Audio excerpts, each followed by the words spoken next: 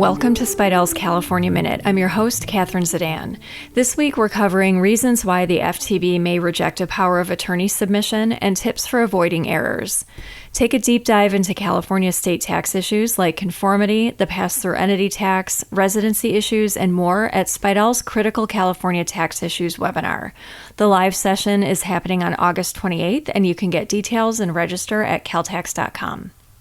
Following tax practitioner feedback regarding the power of attorney or POA submission and validation process, the FTB reviewed the process and found reoccurring problems that contribute to POAs being rejected during the submission process. POA forms need to be filled out correctly. The taxpayer information in Part 1 of the declaration has to match FTB records.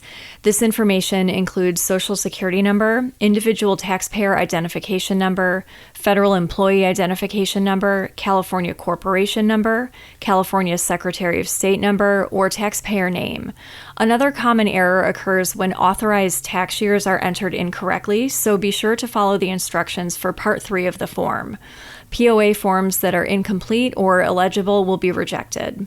If there's an error on the POA declaration, or if you're resubmitting a POA in response to a rejection notice, the best practice is to complete a new form and obtain a new wet signature from your client, and then upload the signed form into MyFTB.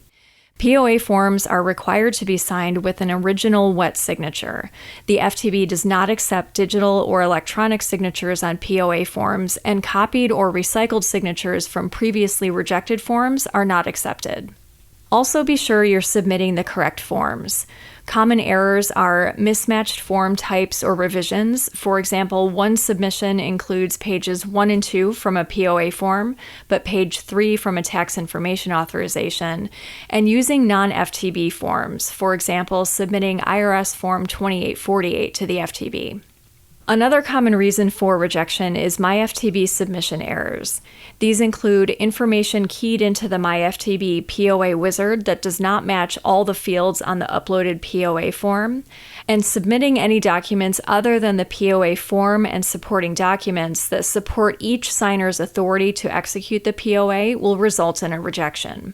When submitting a POA, include all documents required to authorize fiduciary signatures, for example, trusts, estates, decedents, minors, etc. Another common error to avoid is skipping the verification step.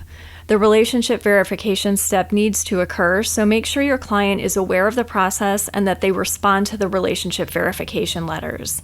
Last year, 27% of the POAs rejected were the result of no response from the taxpayer during the validation process. Taxpayers can call 916-845-5525 to pre-approve the relationship. This number is not for tax professionals. If contacted, tax professionals receiving POA courtesy calls should try to answer the FTB's call and pass the security questions to approve the relationship verification.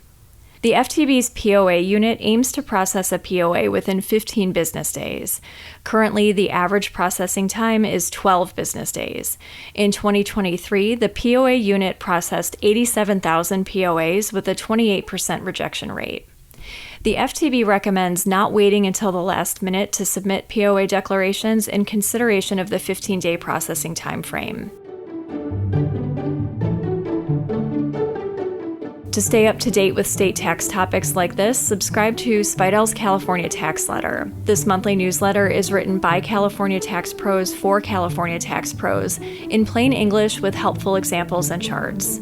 For subscription information, go to caltax.com and click Publications. That's all for this week. Join us next time for another episode of Spiedel's California Minute.